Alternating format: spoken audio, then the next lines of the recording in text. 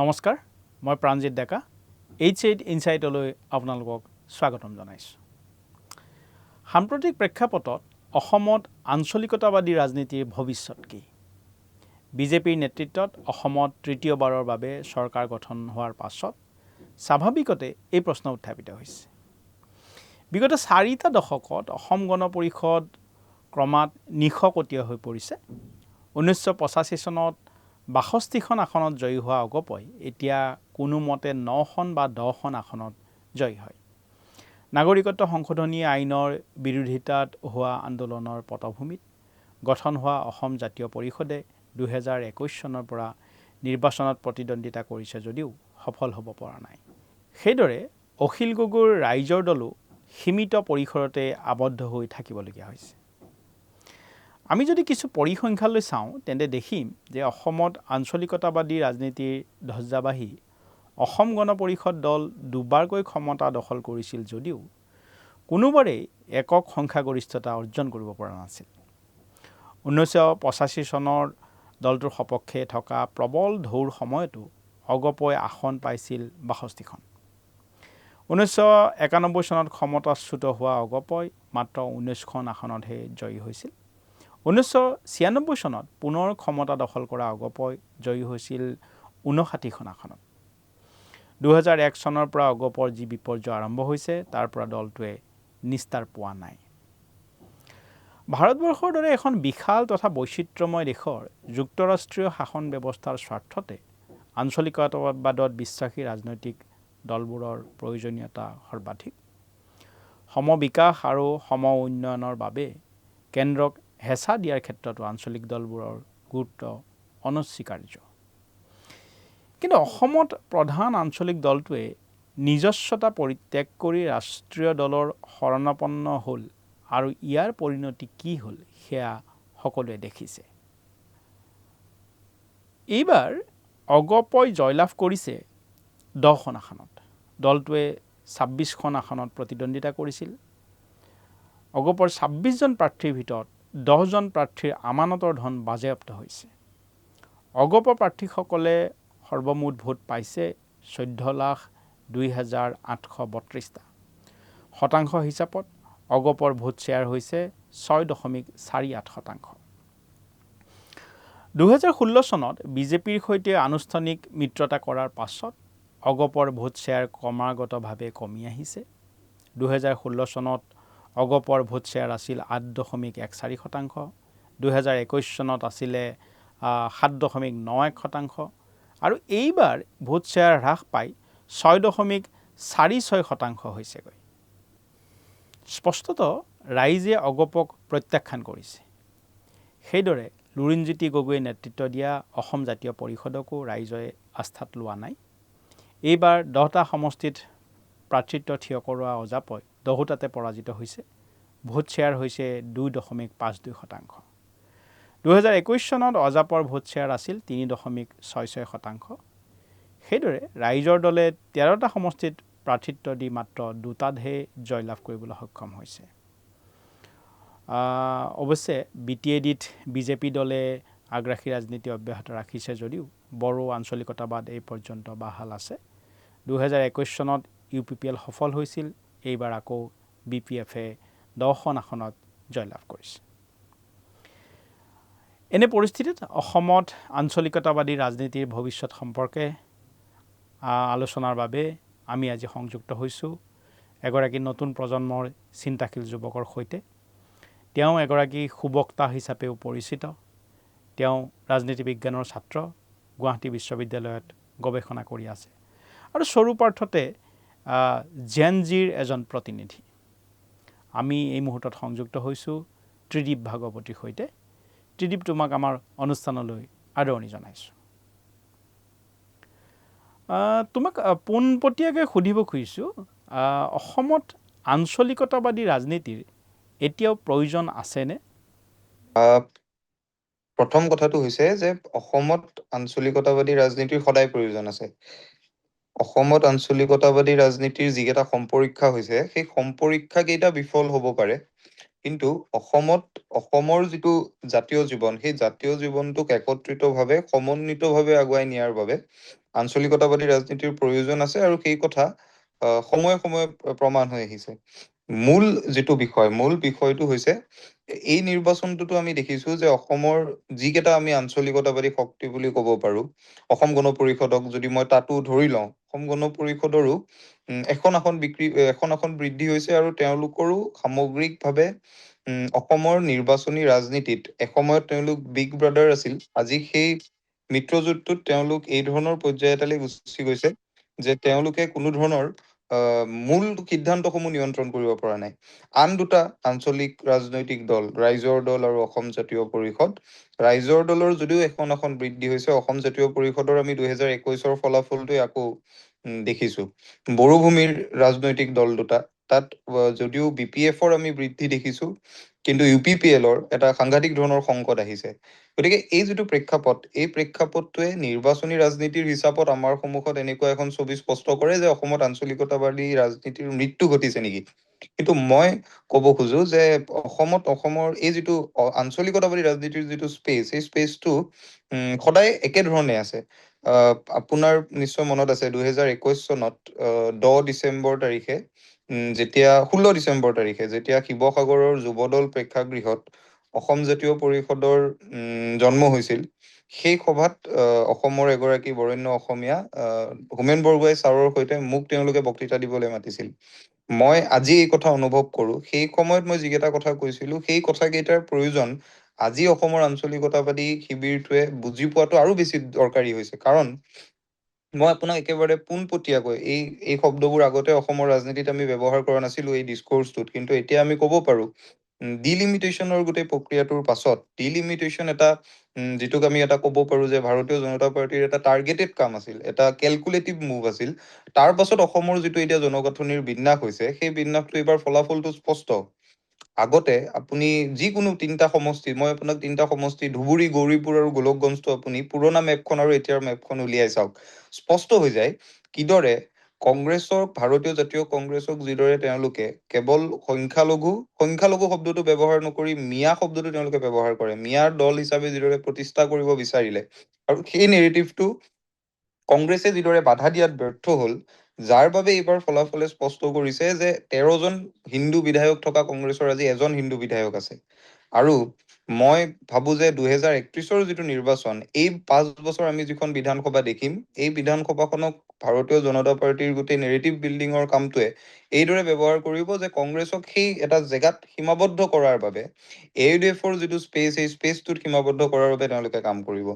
কিন্তু মোৰ একেবাৰে ব্যক্তিগত পৰ্যায়ত মই এই কথাটো সদায় বিশ্বাস কৰি আহিছো যে আমাৰ যিকেইটা জাতীয় সমস্যা, আমাৰ অসম আন্দোলনৰ সেই গোটেই বিষয়টো, অবৈধ নাগৰিকৰ গোটেই বিষয়টো, এই বিষয়টোত নিৰ্ণায়ক সিদ্ধান্ত দিবলৈ আমাৰ এটাও ৰাষ্ট্ৰীয় ৰাজনৈতিক দল আজিৰ তাৰিখত সাজু নহয়। তেওঁলোকে অসমৰ পৰা অবৈধ নাগৰিকক বিতৰণ কৰাৰ যিটো বিষয়, NRC খন কৰাৰ যিটো বিষয়, ক্লজ 6-ৰ যিটো বিষয়, এই বিষয়টো নিৰ্ণায়ক সমাধান দিব তেওঁলোকে এইবাবে ইচ্ছুক নহয়, কাৰণ তেওঁলোকৰ নিজা নিজা ভোট বেংকৰ ৰাজনীতি আছে। তাৰ সমান্তৰালকৈ অসমৰ যিখন আমি সমন্বিত অসমৰ কথা অত বছৰে, অত দশকত অসমীয়া মানুহে কৈ আহিছে, অসমৰ প্ৰত্যেকটো খিলঞ্জীয়া জাতি জনগোষ্ঠী একত্ৰিতভাৱে থকা অসমখনৰ কথা, সেই অসমখন নিৰ্মাণ কৰাৰ বাবেও তেওঁলোকৰ ৰাজনীতিৰ যিটো কৌশল, সেই কৌশলে তেওঁলোকক সেই সুযোগ নিদিয়ে, বা তেওঁলোকে সেই কাম কৰিবলৈ তেওঁলোকৰ মনো নাই, ইচ্ছাও নাই।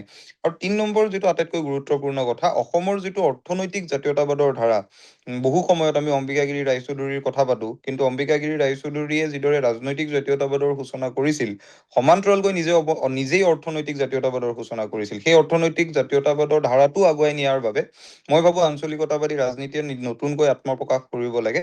গতিকে 3-4টা মান কথা মই প্ৰাসংগিকতা আছে বুলি যদিও কৈছো, তেওঁলোকে এতিয়া বহুতে হয়তো মানে এইবাৰ TVKৰ যিটো আমি বিজয় দেখিছো, বিজয়ৰ যিটো আমি উত্থান দেখিছো, আপুনি যদি বৰ মানে সূক্ষ্মভাৱে যদি তেওঁৰ গোটেই কথাবোৰ অনুসৰণ কৰিছিল, এই কথাটো স্পষ্ট হয় যে বিজয়ে যিবোৰ ট্ৰেডিশ্যনেল মিডিয়াম আছিল, ট্ৰেডিশ্যনেল যিবোৰ মাধ্যম আছিল, পৰম্পৰাগত মাধ্যমবোৰ ভাঙি নতুন ধৰণে প্ৰচাৰ কৰিছিল। কিন্তু বিজয়ৰ যিখন ৰাজ্য তামিলনাডুত অসমতকৈ 3 গুণ বেছি ইণ্টাৰনেট পেনিট্ৰেশ্যন হৈছে, ইণ্টাৰনেট ইউজাৰ্ছ 3 গুণ বেছি। গতিকে আমাৰ আঞ্চলিকতাবাদী শক্তিয়ে বিজয়ৰ দৰে সামাজিক মাধ্যমতেই অসমখন সলাই দিব পাৰিব, ৰাজনীতিটো সলাব পাৰিব বুলি মই বিশ্বাস নকৰো। গতিকে আৰম্ভণিতে সাংগঠনিক ভেটি সুদৃঢ় কৰাৰ কাৰণে তেওঁলোকে কাম কাজ কৰাটো জৰুৰী। তেওঁলোকে সাংগঠনিকভাৱে নিজকে শক্তিশালী কৰিব লাগে। আৰু ভাৰতীয় জনতা পাৰ্টীৰ দৰে এটা বিৰাট বৃহৎ এটা ইলেকশ্যন মেচিনেৰীৰ লগত, এটা ইলেকশ্যন মেচিনৰ লগত যদি তেওঁলোকে যুদ্ধ কৰিব খোজে, সাংগঠনিকভাৱে কাম কাজ কৰিব লাগে। 2 নম্বৰ কথা, ভাৰতীয় জাতীয় কংগ্ৰেছৰ সৈতে তেওঁলোকৰ যিটো মিত্ৰজোঁট, সেই মিত্ৰজোঁটটো অসমৰ মানুহে গ্ৰহণ কৰিছে নাই তাক লৈ ডাঙৰ প্ৰশ্নবোধক চিন আছে। অসমৰ যিটো আঞ্চলিকতাবাদী ৰাজনীতি, এই ৰাজনীতিত ৰাষ্ট্ৰীয় ৰাজনৈতিক দলৰ সৈতে মিত্ৰতাৰ যিটো প্ৰশ্ন, সেই প্ৰশ্নটো অসমৰ মানুহে কেনেকে গ্ৰহণ কৰিছে সেইটো এই নিৰ্বাচনৰ ফলাফলটোৱে স্পষ্ট কৰিছে। গতিকে ভাৰতীয় জাতীয় কংগ্ৰেছৰ সৈতে নিৰ্বাচনী মিত্ৰতাৰ কথাটো বেলেগ, কিন্তু এতিয়া যদি তেওঁলোকে আকৌ সেই একেখন মঞ্চত থাকে, মই ভাবো তেওঁলোকে পুনৰবাৰ সেই একেই ভুলটো কৰা হ'ব। গতিকে নিজাকৈ তেওঁলোকে শক্তি বৃদ্ধি কৰিব লাগে। আৰু 3 নম্বৰ কথা, যিটো মই ভাবো যে আমি আটাইতকৈ ডাঙৰ এই সময়ত গুৰুত্ব দিবলগীয়া কথা, হিতাধিকাৰী আঁচনি বা বিজেপিৰ মেৰু বিভাজনৰ ৰাজনীতিৰ সমান্তৰালভাৱে যিটো তেওঁলোকৰ ৰেইনবো এলায়েন্স, যিটো ৰামধেনু সদৃশ মিত্ৰতা বুলি কয়, সেই মিত্ৰতাত তেওঁলোকে অসমৰ প্ৰত্যেকটো জাতি জনগোষ্ঠীক সাঙুৰি লোৱা বুলি দাবী কৰিছে। আপুনি যদি এইবাৰ বিধায়কসকললৈ লক্ষ্য কৰে, ৰণোজ পেগু, ভুৱন পেগু যিদৰে আছে, এইবাৰ টংকেশ্বৰ ৰাভা আছে, তুলিৰাম ৰংহাং আছে। গতিকে মই আপোনাক এই কথাটোৱে ক'ব খুজিছো যে প্ৰত্যেকটো জাতি জনগোষ্ঠীৰ ক্ষেত্ৰতো এটা নতুন প্ৰজন্মৰ সৃষ্টি হৈছে। মিচিংসকলৰ মাজতো সৃষ্টি হৈছে, বড়োসকলৰ মাজতো সৃষ্টি হৈছে, কাৰ্বিসকলৰ মাজতো হৈছে, ৰাভাসকলৰ মাজতো হৈছে। অসমৰ আঞ্চলিকতাবাদী ৰাজনীতিৰ পূৰ্বৰ সম্পৰীক্ষাবোৰে এটা মূল খুঁটিৰ অসমীয়াৰ ধৰণৰ কনচেপ্ট এটা তেওঁলোকে তৈয়াৰ কৰি লৈছিল, যাৰ বাবে এই জাতি জনগোষ্ঠীবোৰ আমাৰ জাতীয়তাবাদৰ পৰিভাষাৰ পৰা আঁতৰি গৈছিল, আঞ্চলিকতাবাদৰ পৰিভাষাৰ পৰা আঁতৰি গৈছিল। তেওঁলোকে নিজাকে নিজৰ আত্মপৰিচয়ৰ সংগ্ৰাম কৰিব লগা হৈছিল। গতিকে মই বিচাৰো যে এইবাৰ তেওঁলোকে যদি নতুনকৈ আকৌ যাত্ৰা আৰম্ভ কৰে, উপেন্দ্ৰনাথ ব্ৰহ্মৰ নামটো, ভীমবৰ দেউৰীৰ নামটো, বা মিচিংসকলৰ প্ৰণিধানযোগ্য ব্যক্তিসকলৰ নামটো গোপীনাথ বৰদলৈ, বিষ্ণুৰাম মেধি, জ্যোতিপ্ৰসাদ, বিষ্ণু ৰাভা, ভূপেন হাজৰিকা, জুবিন গাৰ্গৰ একে উশাহতে ল'বলৈ আৰম্ভ কৰক। আদৰ্শৰ যিটো ৰাজনীতি, আদৰ্শ যিকেইটা দলৰ আছে, সেইকেইটা দলে যদিও কেন্দ্ৰৰ সৈতে যুঁজি আছে, কিন্তু তেওঁলোকে নিজৰ ভেটিটো খহাব পৰা নাই। গতিকে মই ভাবো এই আদৰ্শৰ কথাবোৰ স্পষ্ট কৰাৰ বাবেও আঞ্চলিকতাবাদী ৰাজনীতিৰ এতিয়া সময় আহিছে। আৰু তাতকৈ যিটো গুৰুত্বপূৰ্ণ কথা, যিটোক লৈ মই ভাবো যে আমি আৰু বেছি চৰ্চা কৰিব লাগে, অহা বছৰ আমি চেঞ্চাছৰ মাজলৈ যাম। 1991 চনত 51% অসমীয়া থকা অসমখনত, অসমীয়া ভাষী থকা অসমখনত 2011লৈ 48.38% অৱনমিত হৈছিল। 27ৰ চেঞ্চাছত আমি আৰু ভয়ংকৰ পৰিণাম দেখিম। গতিকে এতিয়া অসমৰ আঞ্চলিকতাবাদী ৰাজনৈতিক শিবিৰটোৱে একে উশাহতে যিদৰে অসমৰ প্ৰত্যেকটো জাতি জনগোষ্ঠীক নিজৰ মাতৃভাষাৰ প্ৰতি, বড়োসকলক বড়ো ভাষাটোৰ প্ৰতি, কাৰ্বিসকলক কাৰ্বি ভাষাটোৰ প্ৰতি, ৰাভাসকলক ৰাভা ভাষাটোৰ প্ৰতি, তেওঁলোকক নিজৰ ভাষাটোৰ প্ৰতি তেওঁলোকৰ মৰম, চেনেহ, ভালপোৱা আৰু নতুন প্ৰজন্মৰ আনুগত্য সৃষ্টিৰ বাবে কাম কৰিব লাগে। সমান্তৰালভাৱে 1951 চনৰ যিটো বিপ্লৱ শৰ্মা কমিটিৰ আয়োগৰ যিটো পৰামৰ্শাৱলী অসমীয়াৰ ক্ষেত্ৰত, 1951 চনৰ পৰা অসমত বসবাস কৰি থকা ভাৰতীয় নাগৰিকসকলক বিপ্লৱ শৰ্মা কমিটিয়ে অসমীয়া হিচাপে অসমীয়াৰ সংজ্ঞায়িত কৰিছে। গতিকে এতিয়া আঞ্চলিকতাবাদী শিবিৰটোৱে মই ভাবো চেঞ্চাছক গুৰুত্ব দি অসমত বসবাস কৰা 1951 চনৰ পাছৰ প্ৰত্যেকগৰাকী ভাৰতীয় নাগৰিকক, যাৰ মূল ভাষা অসমীয়া ভাষা বা অসমৰ খিলঞ্জীয়া ভাষাবোৰ নহয়, তেওঁলোকক অসমীয়া ভাষাৰ প্ৰতি সম্পৃক্ত কৰাৰ বাবে এক এপিল কৰিব লাগে, এটা সামাজিক জনজাগৰণৰ সৃষ্টি কৰিব লাগে, যিটোৱে তেওঁলোকৰ নিজৰ সাংগঠনিক ভেটিও সুদৃঢ় কৰিব। সমান্তৰালভাৱে আমি আমাৰ জাতীয়তাবাদৰ পৰিভাষাটো আমি বৃদ্ধি কৰিব পাৰিম। আমি যে কেৱল মূল খুঁটিৰ অসমীয়াত সীমাবদ্ধ হৈ নাথাকি এই মানুহখিনিকো আমি সাঙুৰি ল'ব পাৰিম। গতিকে মই ভাবো পৰিকল্পিতভাৱে যদি কাম কৰে, মই এতিয়াও বিশ্বাস কৰো তেওঁলোকে অসমত আঞ্চলিকতাবাদী ৰাজনীতিক নতুন ধৰণে আগুৱাই নিব পাৰিব। আমাৰ আলোচনাৰ মূল প্ৰশ্নটো তোমাক সুধিব খুজিছোঁ যে বৰ্তমান সময়ত অসমত বিজেপিৰ যি আগ্ৰাসী ৰাজনীতি, সেই পৰিস্থিতিত অসমত আঞ্চলিকতাবাদী ৰাজনীতিৰ ভৱিষ্যত আছে বুলি তুমি ভাবানে? মই খুব দৃঢ় বিশ্বাসী আঞ্চলিকতাবাদী ৰাজনীতিৰ ভৱিষ্যত এইবাবেই আছে, কাৰণ আপুনি যিকেইটা মৌলিক প্ৰশ্নৰ কথা আমি ভাৰতীয় জনতা পাৰ্টীৰ চৰকাৰখনে 2016 চনত তেওঁলোক দলটোৱে কৈছিল, 2021ত কৈছিল, মূল কথাটো আছিল যে অসমৰ পৰা অবৈধ নাগৰিকৰ বিতৰণ হ'ব লাগে, অসমৰ পৰা অবৈধ নাগৰিকে টালি টোপোলা বান্ধি গুচি যাব লাগে। এইটো এটা নিৰ্বাচনী বিষয়, এইটো এটা ৰাজনৈতিক বিষয়, কিন্তু এই ৰাজনৈতিক বিষয়টোৰ সৈতে আমাৰ উত্তৰ প্ৰজন্মবোৰৰ ভৱিষ্যতটো জড়িত হৈ আছে। 2004 চনত সৰ্বানন্দ সোণোৱাল বনাম ইউনিয়ন অফ ইণ্ডিয়া গোচৰত সুপ্ৰিম কোৰ্টৰ যিকেইটা অবজাৰভেশ্যন কেইটা তেওঁলোকে কৈছিল যে অসমত অবৈধ নাগৰিকে এক্সটাৰ্নেল এগ্ৰেশ্যন আৰু ইণ্টাৰনেল ডিষ্টাৰবেঞ্চ সৃষ্টি কৰিছে। মানে অসমৰ পৰিস্থিতি জটিল, বিপ্লৱ শৰ্মা ন্যায়াধীশ বিপ্লৱ শৰ্মাৰ 2007 চনৰ উচ্চ ন্যায়ালয়ৰ ৰায়দানটোত এই কথা কোৱা হৈছিল যে অসমত পৰিস্থিতি আৰু গভীৰ হৈছে, ভয়াৱহ হৈছে। কিন্তু বিগত সময়ছোৱাত যদিও অবৈধ নাগৰিকৰ বিষয়টোক লৈ ভাৰতীয় জনতা পাৰ্টীয়ে বৃহৎ কাম কৰাৰ কথা দাবী কৰি আছে, কিন্তু সামগ্ৰিকভাৱে ফলাফল বা নিৰ্ণায়ক ফলাফল তেওঁলোকে একো আনি দিব পৰা নাই। আজিৰ তাৰিখত উচ্ছেদ কৰি বা আপুনি পুছবেক কৰি অসমৰ পৰা অবৈধ নাগৰিকৰ সমস্যাটো সমাধান কৰিব নোৱাৰে। তাৰ বাবে NRC খনৰ কাম কাজ দ্ৰুতগতিত হ'ব লাগিব, অসম চুক্তিৰ 6 নম্বৰ দফাৰ কাম কাজ হ'ব লাগিব। এই গোটেই যিখিনি কাম কাজ, এই কাম কাজখিনি নকৰাকৈ তেওঁলোকে পুনৰবাৰ শাসনলৈ আহিছে। অৰ্থাৎ এই বিষয়বোৰ মূল বিষয় হিচাপে এতিয়াও প্ৰতিষ্ঠা হোৱা নাই। আঞ্চলিক শক্তিটোৰ হাততে এই সুযোগ আছে যে এই বিষয়বোৰক লৈ এটা তেওঁলোকে এই কথাবোৰ আগুৱাই নিব লাগিব। আৰু তাতকৈ যিটো ডাঙৰ কথা, মই আপোনাক একেবাৰে আৰম্ভণিতে এইটো কথা কৈছিলো যে অসমত ৰাষ্ট্ৰীয় ৰাজনৈতিক দলে কেৱল ভোট বেংকৰ কাৰণে ৰাজনীতি কৰিব।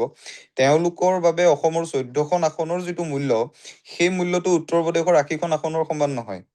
যিটো নাম্বাৰ্ছ গেমৰ কথা আমি পাতো, যে আপুনি ভাৰতৰ লোকসভাৰ 545খন আসনৰ ভিতৰত অসমৰ 14খন আসন, গতিকে আমাৰ গুৰুত্ব সিমান। যদিও তাৰ পাছতো যথেষ্ট কাম কাজ বিভিন্ন দলে বিভিন্ন সময়ত কৰিছে। গতিকে অসমীয়া মানুহৰ মনৰ এই কথাবোৰ উপস্থাপন কৰাৰ বাবে মই ভাবো সেই আঞ্চলিকতাবাদী ৰাজনীতিৰ সেই স্পেচটো আছে।